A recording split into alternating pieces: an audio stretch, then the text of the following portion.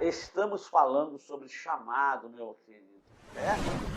Usando a vida do pequeno Samuel, quando ele foi entregue lá no templo, lá para ficar com Eli, sacerdote, que o criou e Deus assim o chamou de uma maneira tremenda e poderosa. Eu tenho certeza que hoje Deus vai continuar a falar contigo. Então, versículos de número 2 e 3 de 1 Samuel capítulo 3, a Bíblia diz assim: certo dia, estando deitado no lugar costumado, o sacerdote Eli, cujos olhos já começavam a escurecer-se, a ponto de não poder ver, e tendo-se deitado também Samuel no templo do Senhor, em que estava a arca, antes que a lâmpada de Deus se apagasse. Aleluia. Glória a Deus. Preste atenção, olha só que coisa maravilhosa. Vamos entender aqui. Eles estavam aqui deitados. E deitados aonde? Em lugares diferentes. Eli era o sacerdote. E a Bíblia diz que os olhos de Eli, a sua visão estava escurecendo. Ele estava perdendo a visão. É claro que era uma visão natural, mas nós entendemos espiritualmente. Ele também estava perdendo a sua visão espiritual. E ele estava deitado aonde? A Bíblia diz que Eli estava deitado no lugar acostumado. Acostumado. Não era à toa que ele estava perdendo a sua visão. Esse é o grande problema do cristão, meu amado. Nós acabamos acostumando com as coisas. É por isso que Deus não nos deixa parado muito tempo. Lembra quando Deus tirou Israel do Egito, eles tinham que caminhar na terra prometida? A Bíblia diz que quando a nuvem andava, eles andavam. Quando a nuvem parava, eles paravam. Deus estava sempre fazendo com que eles estivessem se locomovendo, não ficando parado muito tempo no lugar, porque nós acabamos nos acostumando com aquelas circunstâncias e com aquela situação. Tem gente que está falando que vai mudar há 20 anos e não muda, porque ela achou um lugar cômodo e ficou parado ali. Eli estava deitado nesse lugar, acostumado a deitar ali, acostumado com as circunstâncias, acostumado com a situação. Seus filhos faziam o que queriam e ele acostumou com aquilo. Ele não falava mais com os meninos, ele não chamava mais atenção, não disciplinava mais, deixava Deus danar, porque ele acostumou com a circunstância, com a situação. E por isso, a sua visão espiritual foi se perdendo. Ele vai se distanciando de Deus. Não é que Deus se distancie dele, mas ele vai se distanciando de Deus. Samuel deita onde? No templo, próximo da arca. Amado, a arca era o lugar onde Deus manifestava a sua glória. Lembra que eles vão para a guerra e manda levar a arca? Lembra que Davi vai buscar a arca, porque Davi fala, eu não posso reinar sem a presença de Deus. E Davi queria a arca não para ele, mas para que todo Israel fosse abençoado com a presença de Deus.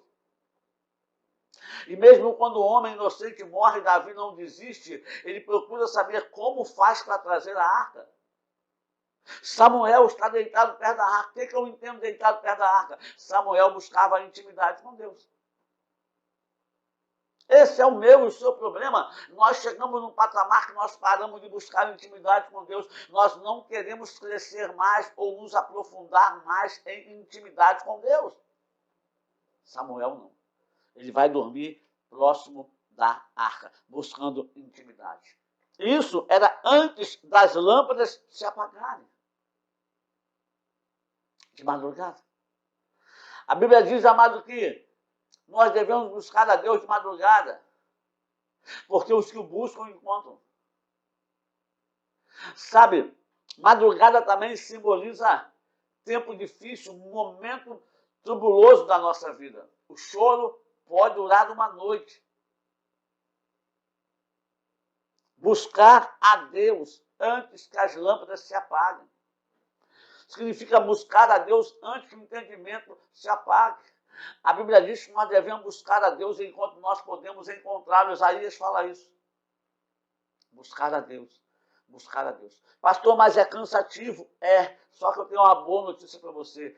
Deus quer se revelar a você. Deus quer se mostrar a você. Deus quer se revelar a você quem ele é, como ele é, o que ele tem com você, o que ele tem comigo. Mas nós precisamos buscar, só que a gente terceiriza isso. É ou não é verdade? Quantas pessoas estão atrás de uma revelação, de uma profecia, para que alguém fale para ela o que Deus tem com ela?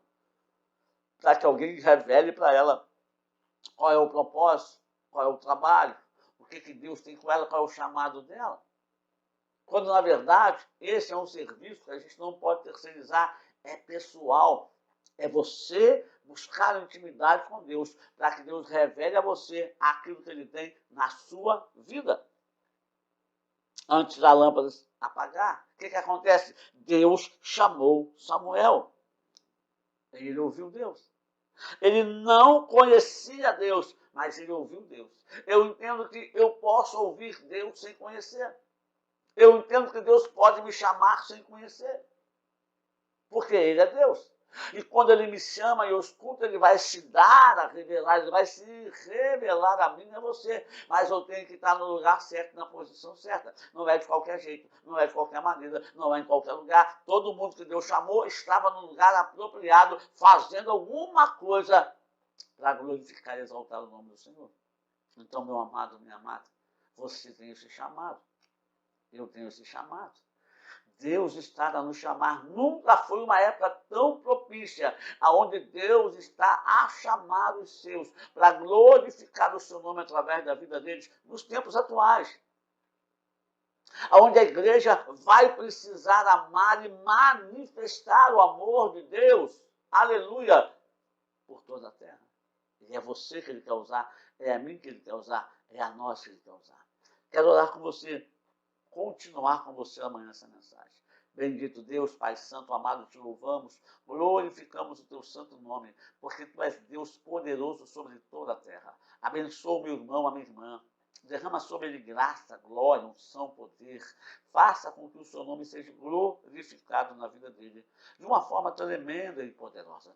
Porque tu és o Deus poderoso das nossas vidas. Aquele que nos comprou com o teu sangue na cruz e nos chamou, está a nos chamar, como chamou Samuel. Então, desperta-nos, ó Deus, a cada dia, em nome de Jesus. Amém. Meu amado, beijo no seu coração. Deus te abençoe. Bom dia, vida para você.